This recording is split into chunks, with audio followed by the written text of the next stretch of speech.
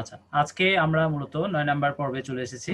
আজকে আমাদের ৯ নাম্বার পর্ব, সেটি হচ্ছে লিঙ্কডইন। লিঙ্কডইনে একটা প্রফেশনাল অ্যাকাউন্ট সেটআপ করা এবং লিঙ্কডইনে আমরা কিভাবে মার্কেটিং করব সেই বিষয় নিয়ে আমরা মূলত আজকের ক্লাসটি রেখেছি। আমরা ইতিমধ্যে ৮টা টপিক শেষ করলাম আর আজকে আমাদের ৯ নাম্বার টপিকের ফার্স্ট ক্লাস। ঠিক আছে?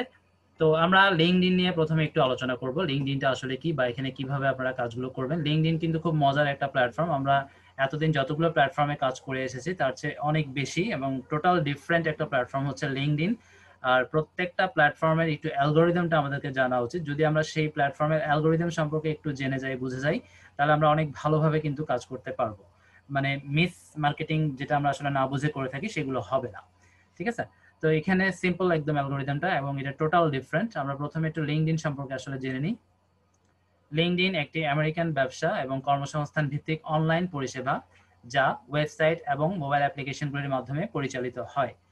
৫ মে ২০০৩-এ চালু হয়েছিল লিঙ্কডইন। সদর দফতর সানিওয়ালে, ক্যালিফোর্নিয়া, মার্কিন যুক্তরাষ্ট্র। প্রতিষ্ঠাতা রিড হফম্যান, অ্যালেন বলু, তারপর কনস্ট্যান্টিন গ্যারিকে, এরিক লি, জিন লুক ভেলান্ট। ঠিক আছে? এটি মূলত পেশাদার নেটওয়ার্কিং এর জন্য ব্যবহৃত হয়। এখানে কিন্তু কোনো আমাদের মতো এন্টারটেইনমেন্টের জন্য কেউ যায় না। অর্থাৎ আমরা ডিজিটাল মার্কেটাররা তো আর এন্টারটেইনমেন্টের মতো জন্য যাব না। যার জন্য এটার ইউজার তুলনামূলক অন্যান্য সোশ্যাল মিডিয়া প্ল্যাটফর্মের চেয়ে একটু কম।